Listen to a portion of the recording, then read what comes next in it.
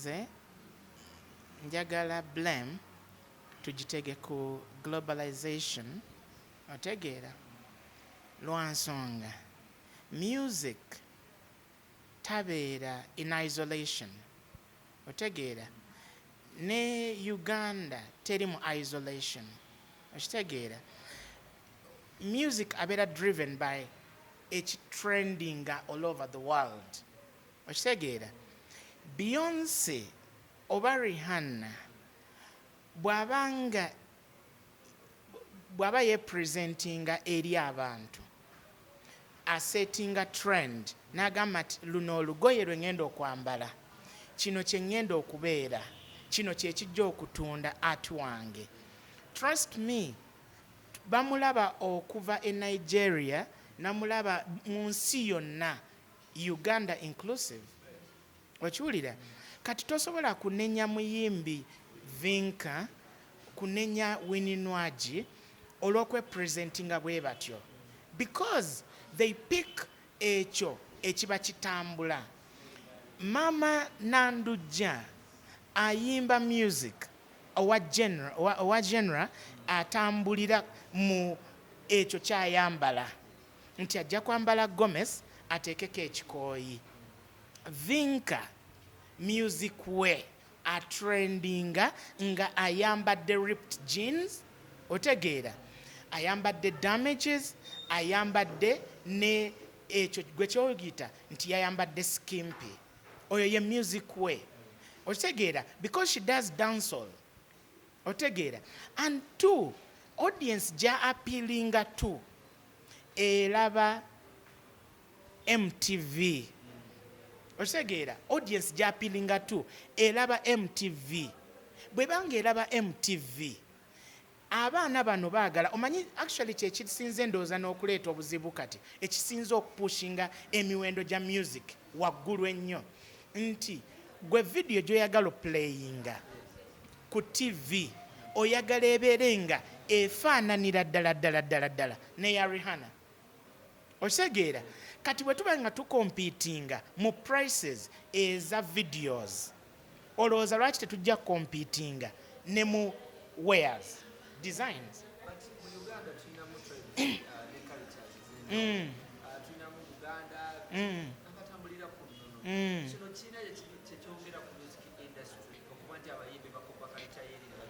njagala nkubuulire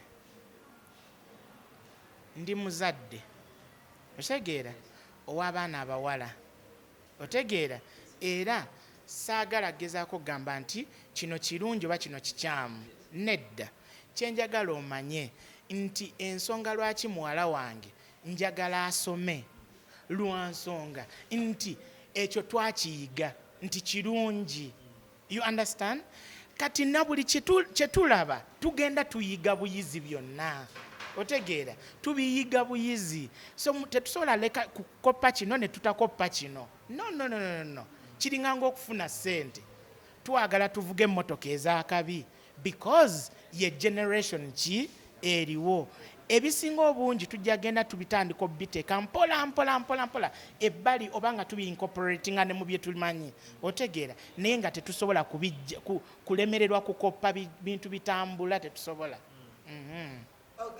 nga tumaliriza oba nga tufunzafunza abayimbi ennaku zino beetandika okuba nti bagenda obulayo okunyimba sikiri waliwo omuyimbi oba promota yenna kugoku kyasobola okuyimba n'olinnya ku stage n'opafominga ebweru nno nyimbyeyo emirundi mingi nnyo otegeera essaawa eno sirina buzibu nakulaga kitone kyange otegeera naye kati essaawa eno njagala nnyo concentrating ku bingi ebirala byeninamu interest kati bizinensi zange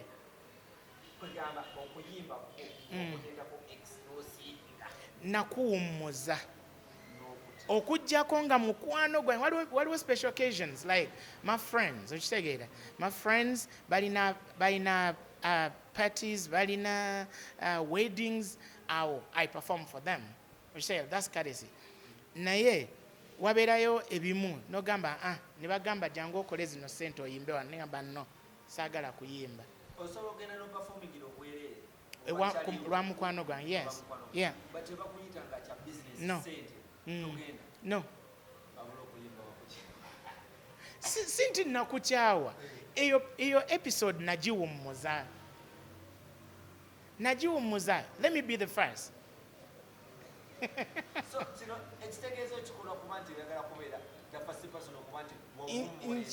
Nkikola lwa nsonga ekyo kinnyumira, like kinnyumira kirungi. Let me be the first, maybe abalaba nakikoppa. Seriously. Simanyi naye nga baganda bange olaba kankubuulire, there is life after music. Trust me nkigezesezza nendaba nga kikola. Otegeera kikolera ddala osobola okikola. naye abayimbi abasinga bo balowooza balinga abavubi, bamanyi nti sente waanaafuna era afunye miliyoni 2 nafunayo ne weekend. So ebintu ebyo baba balowoozaako. Nedda buli muntu alina endowooza ye, naye nze ndowooza bwe ntyo.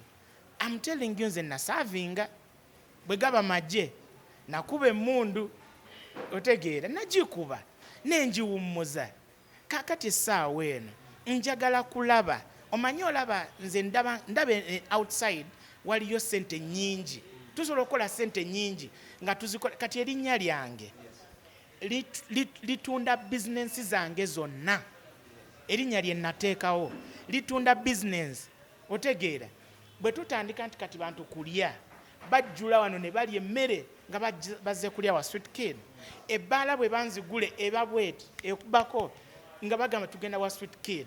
Otegeera era abantu bange mu bbaala mmanyi okukwata microphone ne ŋŋamba mbayimbiddemu, mu sweet life wano mbayimbiramu ne basanyuka. Otegeera yes kirungi, naye saagala nnyo kibere nga kilemesa ebirala bye njagala okukola. No, ekyo nakikola ne nkita ne neeyongerayo. Abayimbi abamulowooza abalemeddwa bakwadijasitinga n'embeera eriwo abayimanga kadongo kamu n'omulala ali mu bakisibaga ate n'asiga emiguwa ayagala kudda mu kidandali abantu abo ate abamu bamanyi bayitibako badde bakogateko mu bizinesi afazaali. No comment. No comment, absolutely. No comment. Omulala alina mbuzi ekibuuzo.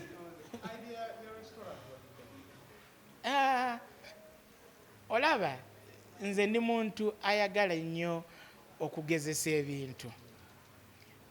Kati idea ya restaurant eno natula butuuzi neŋŋamba nina space muno, neŋŋamba kanjiyemu kyenkolamu ate nga njagala osaavinga abantu.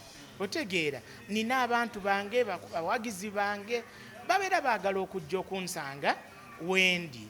Otegeera neŋŋamba nabateerayo ebbaala kambateerewo ne restaurant nayo nagitaddewo era abantu amazima bajja abawagizi bange manyi nze nina abawagizi bangi.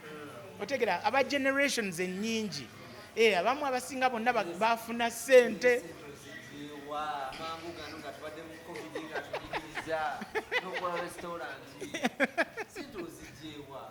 Kyekyo kye nagambye nti life is too large outside here. Olaba omusajja azimbye amasomero, oli azimbye biki, naye era nasigala nga akyayongerako bizinensi. Essente nze zange nzeekolera nzeesevingira nenkola emirimu. Kino si kipya, kati wanataddewo miliyoni ndooza ngaana. Just Allahu akbar. Nedda muganda wange, nedda. Njagala nkubuulire kino, nze nzikiririza mu kintu kimu: kukola, kunoonya, sikkiririza mu kuweebwa. Kyogamba bebaweebwa bebawa ssente basabiriza. No comment.